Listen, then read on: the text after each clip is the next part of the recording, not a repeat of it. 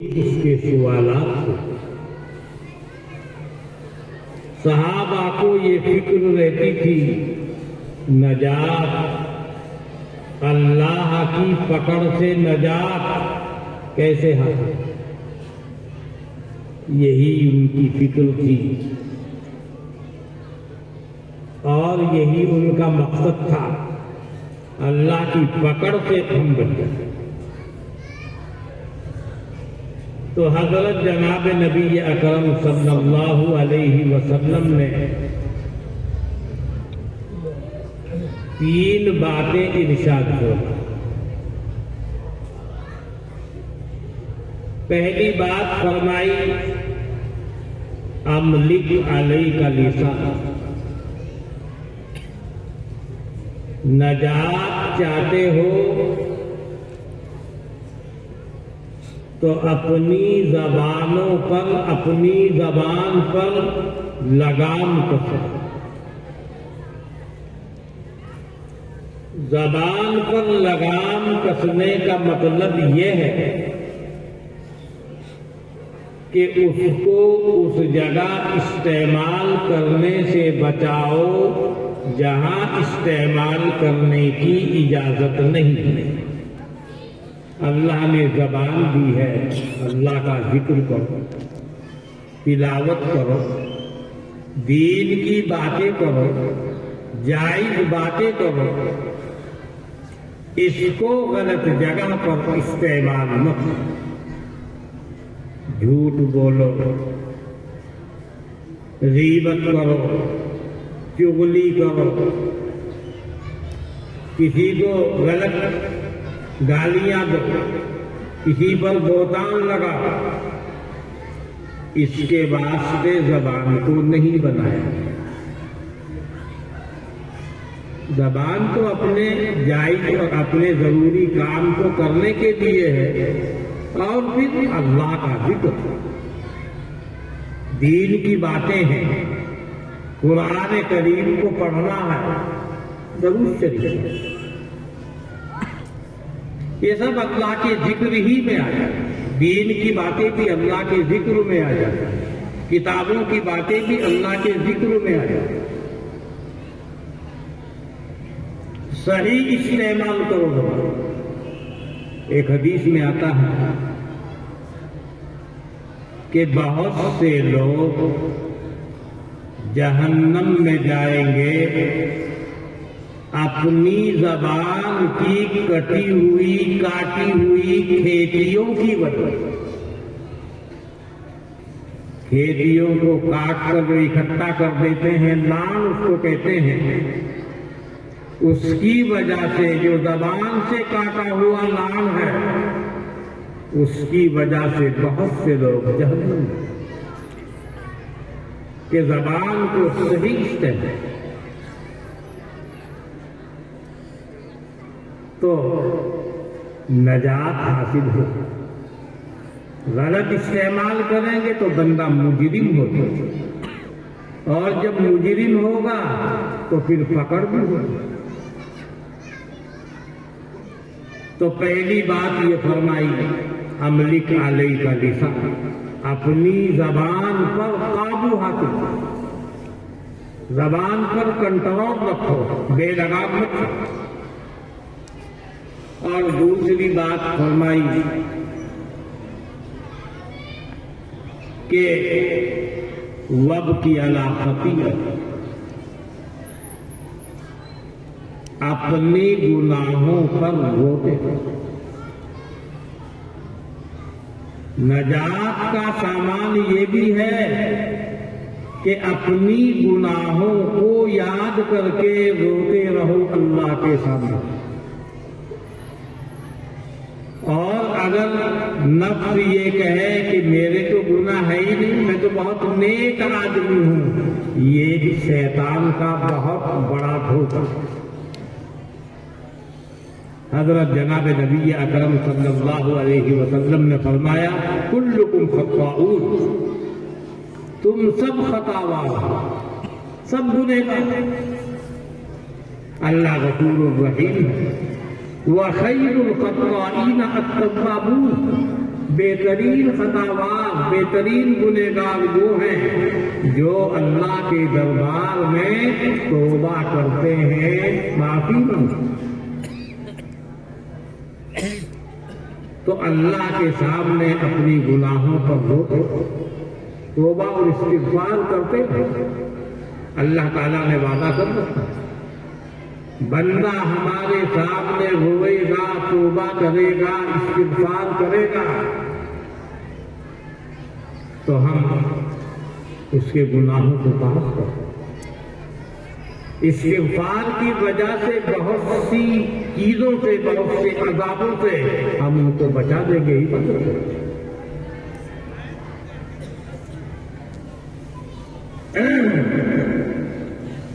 تیسری بات اس حدیث میں ایک اور بھی فرمائی ہے کہ اپنے گھر میں جم کے بیٹھے رہو، مگر گھر میں جم کے بیٹھنے کا مطلب یہ نہیں ہے کہ نہ مسجد میں جاؤ، نہ کہیں جاؤ، نہ دین کی کسی بات میں جاؤ۔ اس کا مطلب تو یہ ہے اگر کسی زمانے میں ایسا فتنہ پھیل جائے کہ جہاں باہر نکلنے سے ایمان کے ضائع ہونے کا خطرہ ہو، ایمان کی حفاظت کی غرض سے باہر بیٹھیے، باہر مت نکلیے، اندر بیٹھے۔ یعنی مقصد ہے ایمان کی حفاظت۔ اگر اس طرح کا مسئلہ، بہرحال ایک حدیث کو حضرت خبیب بن عامر رضی اللہ عنہ کی میں نے آپ کے سامنے پیش کی۔ قرآن کریم کی آیت ہے، وَمَا كَانَ اللَّهُ لِيُعَذِّبَهُمْ وَأَنْتَ فِيهِمْ وَمَا كَانَ اللَّهُ مُعَذِّبَهُمْ وَهُمْ يَسْتَغْفِرُونَ۔ حضرت جناب نبی اکرم صلی اللہ علیہ وسلم ڈرتے رہتے تھے کہ کہیں میری قوم پر عذاب نازل نہ ہو جائے، جیسا کہ قوم نوح پر انہوں نے اللہ سے دعا مانگی، اے اللہ ان سارے کافروں کو تباہ کر، رب لا تذر على الارض من الكافرين ديارا انك ان تذرهم يضلوا عبادك ولا يلدوا الا فاجرا كفارا۔ اے اللہ سب کو بلیا دیتے۔ اللہ نے دعا قبول کی، حکم دیا کشتی بنانا، کشتی بن کہا جو تمہارے اوپر ایمان لائے ہیں ان کو ساتھ بیٹھانا، اور جتنے جانور ہیں چاہتے ہو صحیح شادی بنائے انہیں بیٹھانا، جو اس میں نہیں آئے گا سب کو تباہ ہوگا، پوری دنیا۔ لہذا طوفان اللہ نے آسمان کو حکم دے دیا پانی برسانے کا، زمین کو حکم دے دیا پانی نکالنے، اپنا پانی ابل تو نیچے سے بھی پانی، اوپر سے بھی پانی، آنن فانن طوفان، کشتی اوپر ہوئی، پوری دنیا اس کے لپیٹ میں۔ بس جو کشتی میں سوار تھے وہی تباہ کر دیا۔ قوم سمود کو، قوم عاد کو، قوم نوح کو، قوم لوط کو، فرعون کو کیسے تباہ کیا؟ کہیں میری قوم پر عذاب نازل نہ ہو، یہ فکر حضرت کو ہے، کیونکہ حضرت کے سامنے تو سب باتیں کس قوم کے ساتھ اللہ نے کیا کیا، کیسے کیسے ہلاک کیا، اس فکر میں رہتے تھے۔ حضرت جناب نبی اکرم صلی اللہ علیہ وسلم سے اتنی محبت کرتے ہیں، سب سے، جو آپ کے سامنے تھے ان سے بھی، اور جو آپ کے سامنے نہیں تھے بعد میں آئے ہیں ان سے، سب کے لیے روتے تھے، سب کی فکر میں رہتے تھے، دعا کرتے تھے۔ اللہ نے آپ کو مطمئن کیا کہ اے ہمارے حبیب، ہم آپ کو اطمینان دلاتے ہیں جب تک آپ اپنی امت کے اندر دنیا میں موجود ہیں ہم آپ سے وعدہ کرتے ہیں ہم آپ کی قوم پر عذاب نہیں دیں گے۔ اللہ نے وعدہ کیا، لہذا کوئی عذاب نہیں۔ وَمَا كَانَ اللَّهُ لِيُعَذِّبَهُمْ وَأَنْتَ فِيهِمْ، آپ موجود ہیں، اللہ تعالیٰ آپ کی قوم پر، آپ کی امت پر عذاب نہیں نہیں۔ آپ کو فکر تھی کہ میرے بعد میری امت کا کیا ہوگا،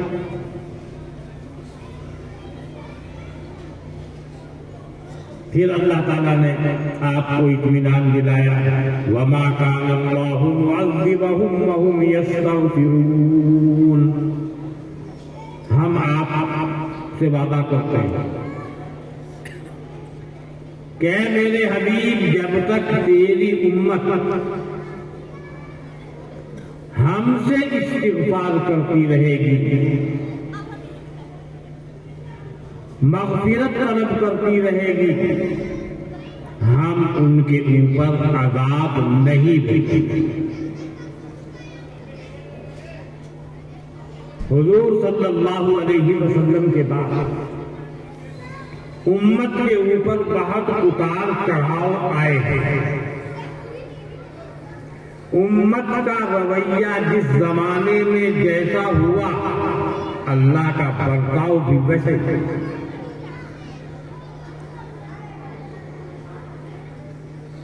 ان اللہ لا یغیر ما بقوم حتی یغیروا ما بانفسہم، لوگوں نے اپنا رویہ بدلا، دستور بھی بدل گئے، لوگ بدماشی پر آئے، امت کے افراد عدل کو چھوڑا، انصاف کو چھوڑا، اللہ کے بندوں پر ظلم و ستم کیا، پکڑ میں آیا، عذاب آیا، حکومتیں چھن گئی، قتل ہوئے، بہت واقعات ہیں، اتار چڑھاؤ۔ اس لیے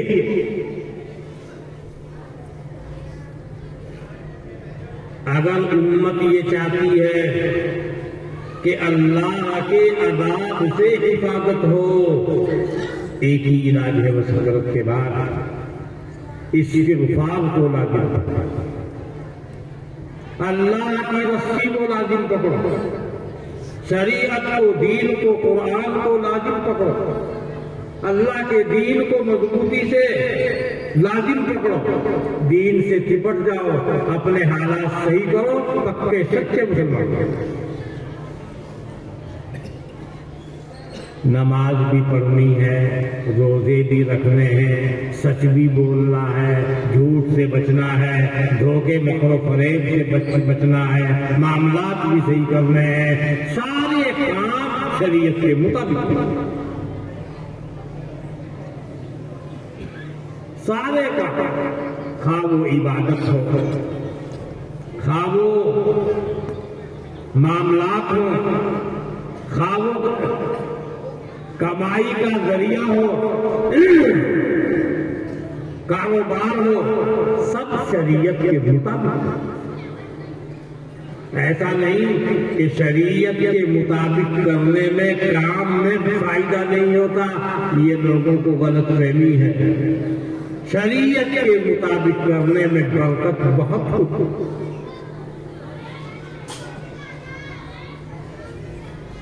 حضور کے صحابہ بڑے بڑے مالدار، غریب بھی تھے، درویش بھی تھے، فقیر بھی تھے، مگر بڑے بڑے مالدار بھی تھے، ان کے بڑے بڑے کاروبار تھے، بڑے اللہ والے ہیں۔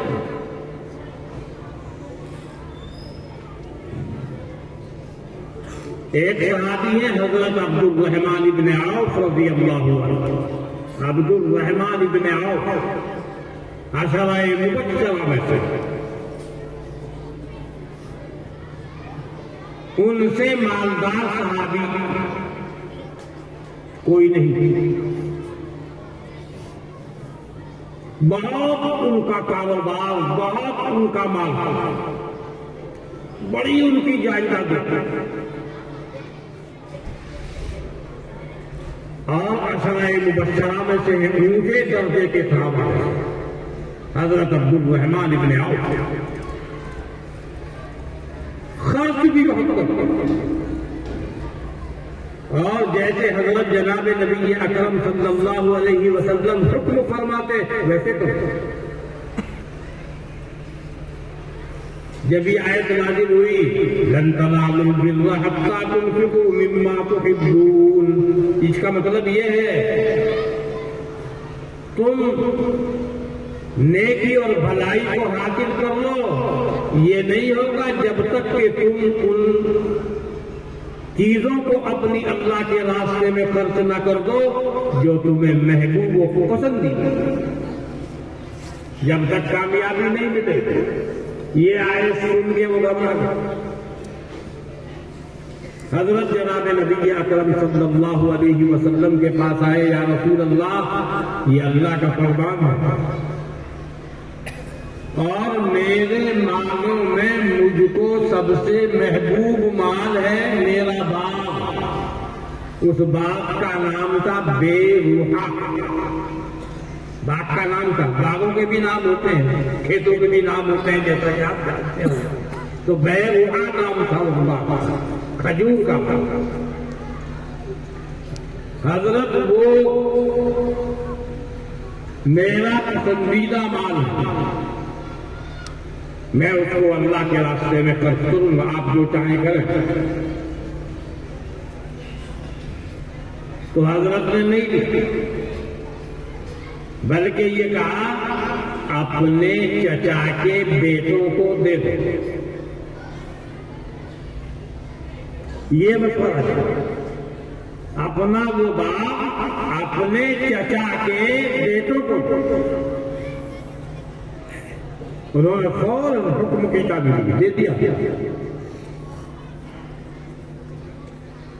چچا کے بیٹوں کو دینا بھی اللہ کے راستے میں دینا ہے، جب اللہ کے رسول کا حکم ہوا وہ بھی اللہ کے راستے میں دینا ہے، فوراً دیتے۔ حضرت جناب نبی اکرم صلی اللہ علیہ وسلم کے وصال کے بعد ازواج مطہرات امہات المومنین ان کا بہت خیال رکھا، بہت بہت پیسے ان کو دے دیا کرتے تھے، یک مفت، ان کو کوئی دقت نہیں۔ حضرت عائشہ رضی اللہ عنہا ان کے لیے بہت دعا کرتے تھے، 40,000 درہم ایک مفت دے دیتے، سب کو 40,000 درہم سب کو دیتے، اتنا خرچ کرتے۔ تو ایسا نہیں کہ شریعت کے مطابق کاروبار کرنے میں برکت نہیں، برکت تو وہی سے ہوتی ہے، اللہ کے کرنے سے برکت۔ جب اللہ برکت دے گا تو بس پوری برکت ہوگی، اور جب بندہ صحیح طریقے سے کام کرے گا تو پھر اللہ تعالیٰ اس کے کاروبار کی حفاظت فرماتا ہے، برکت عطا فرماتا ہے۔ اور جب بے ایمانی کرے گا، بے ایمانی کا مسئلہ تو دنیا کے لیے بھی خراب اور آخرت کے لیے تو بہت، تو آدمی کو برباد کرتا ہے۔ تو میں یہ عرض کر رہا تھا کہ جب ہم مسلمان ہیں تو مسلمان کا مطلب یہ ہے اس کی آنکھ بھی مسلمان ہونی چاہیے۔ آنکھ کے مسلمان ہونے کا مطلب نظر غلط چیز پر نہیں پڑنی چاہیے، اور اگر دھوکے سے پڑ گئی تو اس کو ہٹانا چاہیے، بغیر ارادے کے پڑ گئی تو گناہ نہیں، اور ارادہ کر کے غلط چیز کو دیکھ رہا ہے تو گناہ ہے۔ بغیر ارادے کے پڑ گئی تو اس میں بندے کا کوئی قصور نہیں، اللہ غفور الرحیم، گناہ نہیں۔ اس کی نگاہیں، آنکھ، نظر وہ بھی مسلمان ہونی چاہیے۔ مسلمان کے معنی ہے فرما بردار۔ فرما بردار کا مطلب اللہ کی بات، اس کا حکم ماننے والا۔ تو بندہ مسلمان ہے تو اس کے بدن کا ہر حصہ مسلمان ہے، اس کی آنکھ بھی مسلمان، اس کا منہ بھی مسلمان، اس کی زبان بھی مسلمان، اس کے کان بھی مسلمان، اس کے ہاتھ بھی مسلمان، اس کے پاؤں بھی مسلمان۔ ہر چیز کا مسلمان ہونے کا مطلب یہ کوئی بدن کا حصہ ایسی جگہ پر اور ایسے کام میں استعمال نہ ہو جس کی شریعت نے اجازت نہیں دی۔ جہاں شریعت نے اجازت دے دی، اصل بات یہ ہے، شریعت کا قانون یہ ہے کہ اللہ نے بندے کو جو مال دے دیا ہے اس کو اس کا مالک بنا دیا۔ آپ کو اللہ نے پیسے دیے، بندہ مالک ہے۔ اللہ نے زمین دی، اللہ نے پیدا کی، مفت میں دی بندوں کو، اب وہ اس کو حاصل کر رہے ہیں اپنے اپنے حساب سے۔ اللہ نے جو دی اس کو زمین دی، بندہ مالک۔ کپڑے دیے، بندہ مالک۔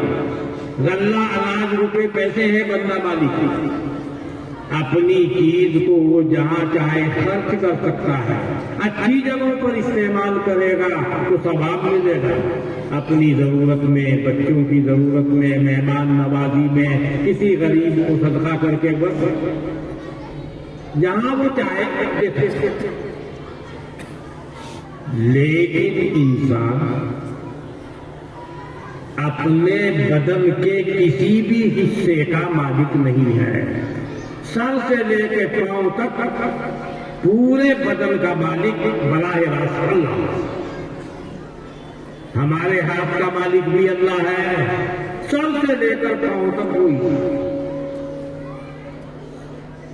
نہ ہاتھ ہمارا نہ زبان ہماری، وہ جو بول دیتے ہیں کیونکہ اللہ تعالیٰ نے اجازت دے دی، تم اپنے ہاتھ سے بھائی اپنا کام، اپنی ضرورت پوری کر لو۔ اللہ نے اجازت دی ہے، اللہ نے دیا ہے اسی کام کے لیے، مگر مالک نہیں بنایا۔ جہاں تک اجازت دے دی وہاں استعمال کرنے کی اجازت ہے، اور جس کی اجازت نہیں ہے جب وہاں استعمال کرے گا تو بندہ مجرم ہو جائے گا۔ زبان دی تھی ذکر کے لیے، ضروری باتیں کرنے کے لیے، جائز باتوں کے لیے، ٹھیک ہے اجازت ہے۔ جھوٹ بولنے کے لیے، غیبت اور چغلی کے لیے اجازت نہیں تھی، اب غلط استعمال ہوتے ہی مجرم ہو جائے۔ دیکھو، ایک مرد ایک عورت، ان کا کوئی تعلق نہیں، ایک دوسرے کے اوپر حرام ہے۔ جہاں اللہ نے اجازت دی نکاح کے ذریعے سے، اب جائز بھی ہے، ساتھ ساتھ عبادت۔ کیوں؟ اللہ نے اجازت دی، مالک نے اجازت دی، اور نکاح نہیں ہے تو مالک کی اجازت نہیں ہے۔ مالک کی اجازت کے بغیر اس کی ملکیت کو استعمال کرنا جرم ہے۔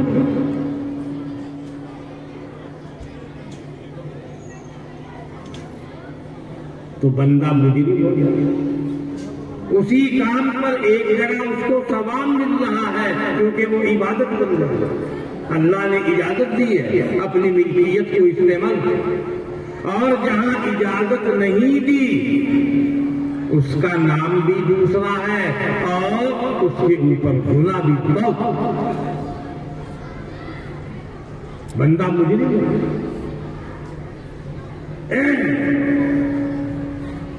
اس کے تحت میں بہت سارے مسائل نکلتے ہیں۔ یہاں اس مجمع میں ان مسائل کو کھیلنا میں مناسب نہیں سمجھ رہا ہوں، ورنہ اس قاعدے کے اندر بہت سارے مسائل نکلتے ہیں جن سے بندے کو واسطہ بھی پڑتا ہے، مگر میں نہیں کھیل رہا ہوں اس کو۔ جس کو ضرورت پڑے گی وہ خود علماء سے معلوم کرے۔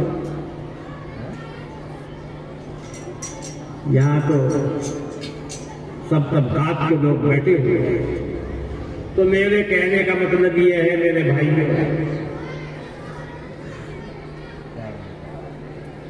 اللہ